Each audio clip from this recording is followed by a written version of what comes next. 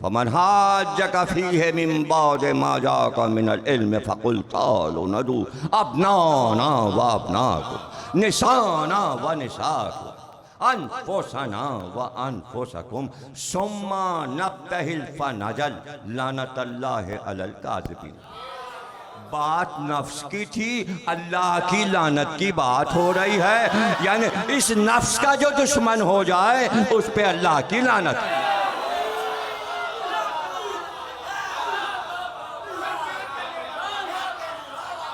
آیت کہہ رہی لعنت اللہ علی الکاذبین، وہ جھوٹا ہے۔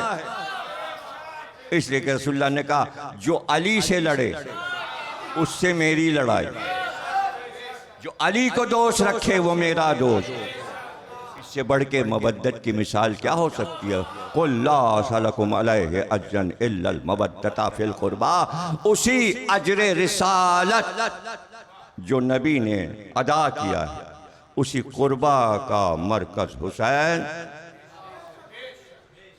60 ہجری میں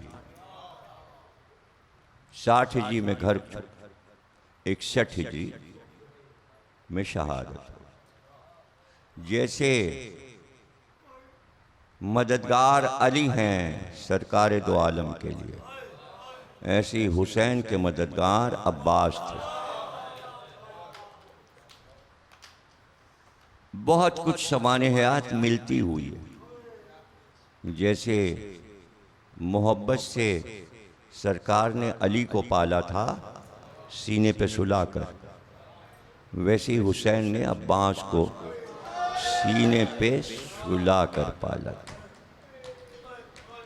جب عباس کی دنیا میں آمد ہوئی اور حضرت ام البنین کی آغوش کی زینت بنے تو حسین اس وقت 25 برس کے تھے، 25 برس۔ اور جب علی نے عباس کو گود میں لیا آغوش ام البنین سے تو سب سے پہلے آواز دی، حسین ادھر آؤ۔ بھائی کو دیکھا، کہتے ہیں عباس نے اب تک آنکھیں نہیں کھولی تھی، جیسے ہی حسین کی آغوش میں آئے اور حسین کی خوشبو پائی ایک دم چونک کر آنکھیں کھول دی۔ تو بے اختیار علی نے کہا بھائی کا کچھ نام رکھا؟ تو وہی وقت تھا جب عباس حسین کا چہرہ دیکھ رہے تھے کہ بابا اس کے چہرے سے تو جلالت آشکار ہے، یہ تو عباس لگتا ہے، عباس یہ تو شیر لگتا ہے۔ کہا تو آج سے ان کا نام یہی ہو گیا، ہم انہیں عباس کہہ کر پکاریں گے۔ اتنے مانوس ہو گئے عباس حسین سے کہ جدھر جدھر حسین جاتے ادھر ادھر عباس۔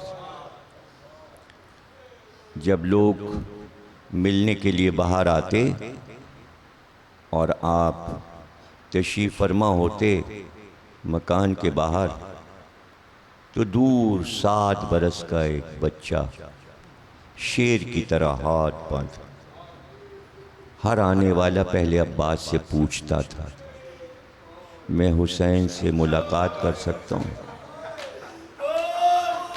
گویا عباس نے حسین کی حفاظت کی ذمہ داری بچپن سے لے لی اور ہمیشہ کہتے تھے آقا ہیں میں غلام ہوں۔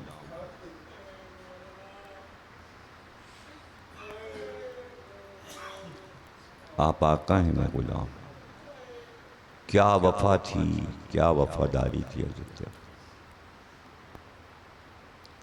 اور جب ذرا اور بڑے ہوئے تو اب گھر کے سارے کاموں میں عباس ہاتھ بٹانے لگے۔ تو حسین باسلوب علی راتوں کو جیسے علی غریبوں اور فقیروں میں روٹیاں تقسیم کرنے جاتے تھے رات کو بوریوں میں بھر کے، تو وہی منصب حسین کو بھی ملا تھا، لیکن اب حسین کے ساتھ عباس تھے، ہاتھ بٹانے والے علی اکبر تھے، اون محمد تھے، قاسم تھے۔ اور گھر کے تمام کھانے پینے کا انتظام حضرت عباس کے ہاتھ میں، پانی کا انتظام عباس کریں، اہل حرم کے لیے کھانے کا انتظام عباس کریں۔ تو جب قافلہ چل رہا تھا مدینے سے مکے اور مکے سے عراق تک کے سفر میں، تو قافلہ چلتا تھا، راہ میں اگر کسی بچے کی آواز آئی، عباس ہم پیاسے ہیں،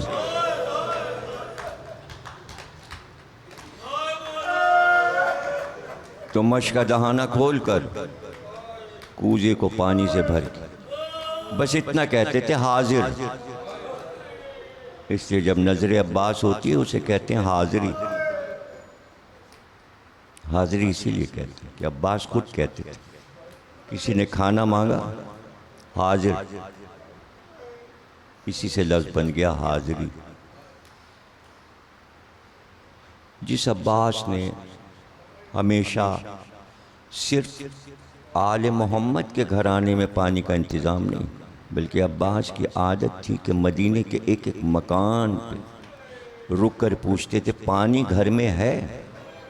اگر کہیں آواز آ گئی عباس ہمارے گھر میں پانی ختم ہو گیا، عباس مشکیں بھروا کر اس گھر میں پانی پہنچا دیتے تھے۔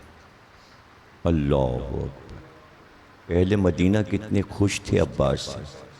اس لیے کہتے ہیں جب 28 رجب کو حسین دربار میں جا رہے تھے ولید کے، تو جب مدینے کی شاہراہ پر حسین کے ارد گرد بنی ہاشم کے یہ چاند نظر آئے تو سب کہتے تھے حسین آفتاب ہیں، عباس مہتاب ہیں، اور یہ سب بچے ستارے، کیا سواری کی شان ہے۔ اور جب حسین رخصت ہو رہے تھے سب رو کے یہی کہتے تھے اب ہم کہاں یہ چہرے دیکھیں گے، اب کہاں ہم عباس کو دیکھیں گے، اب ہم کہاں علی اکبر کو دیکھیں۔ ہاں، راہ والوں کی قسمت کھل گئی تھی کہ جدھر جدھر سے سواریاں گزرتیں بھاگتے ہوئے قریے اور گاؤں سے لوگ آتے، ادھر سے نواسہ نبی گزر رہا ہے، ارے عباس بھی ساتھ ہیں، ہم شکل نبی علی اکبر بھی ساتھ، اگر علی کی زیارت کرنا ہے چلو چلو عباس کو دیکھ لیں، اگر نبی کی زیارت کرنا ہے چلو علی اکبر کو دیکھ لیں۔ اور جب کربلا میں پہنچے، شجاعت اپنی جگہ، سخاوت اپنی جگہ، وفا اپنی جگہ، ولایت اپنی جگہ، سیادت اپنی جگہ، عصمت اپنی جگہ، ہر چیز میں عباس کامل تھے۔ ایسا بھائی ہو تو چھاتی کیوں نہ پہاڑ ہو۔ دیکھیے یہ شعر حسین نے کب پڑھا، اے عباس وہ آنکھیں جو تمہارے آرام دینے سے سوتی تھیں وہ اب جاگیں گی، اور جو تمہارے خوف سے جو آنکھیں جاگا کرتی تھیں اب وہ سوئیں گی۔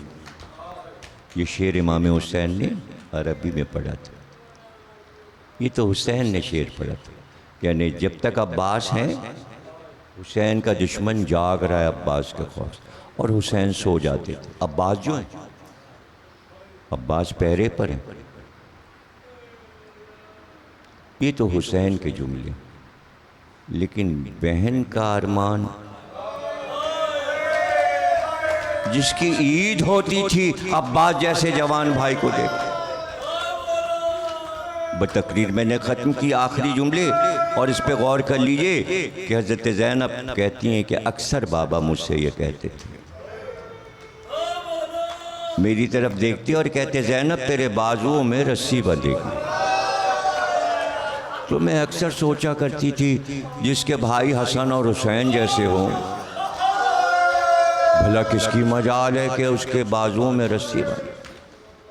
لیکن جب عباس اور ان کے تینوں بھائی، 4 بھائی جب جوان ہوئے تو میں اپنے چاروں بھائیوں کی بلائیں لے کر کہتی تھی جس کے بھائی عباس، جعفر، عبداللہ اور عمران جیسے ہوں. 4 بھائی ہیں، عباس، عمران، جعفر، عبداللہ. ام البنین سے یہ 4 بیٹے. حضرت زینب چاروں بھائیوں پہ قربان ہیں. ہاں جب علم لے کر اور مشق سکینہ لے کر عباس چلنے لگے، ابھی مرتجز پہ سوار نہیں ہوئے تھے کہ فضہ نے کہا شہزادی بلا رہی ہیں. عباس آپ کو شہزادی بلا رہی ہیں، تقریر کا آخری جملہ عرض کر رہا ہوں. الٹے قدم عباس خیمے کا پردہ اٹھا کر اور ادب سے زانوؤں کو تہ کر کے زمین پہ بیٹھ گئے شہزادی کے سامنے. شہزادی حکم دیجئے، غلام حاضر ہے. کہا عباس اس لیے بلا لیا کہ بابا اکثر کہتے تھے زینب تیرے بازوؤں میں رسی بندھے. تو میں سوچا کرتی تھی کہ حسن حسین میرے بھائی ہیں، لیکن جب تم جوان ہوئے تو میں یہ سوچتی تھی جس کا عباس جیسا بہادر بھائی ہو اس زینب کے بازو میں رسی کیسے بن سکتی. اے عباس تم جا رہے ہو، خدا حافظ. اب یقین ہو گیا زینب کو کہ اس کے بازوؤں میں رسی بندھے گی. اور جب رسی بندھ رہی تھی تو ایک بار فرات کا رخ کر کے زینب نے کہا غیرت دار بھیا بڑے اہتمام سے مدینے سے لائے تھے، آؤ دیکھو تمہاری بہن کے بازوؤں میں رسی. بول انٹرٹینمنٹ کے شوز دیکھنے کے لیے ہمارے چینل کو سبسکرائب کریں اور بیل آئیکن پر کلک کرنا نہ بھولیں.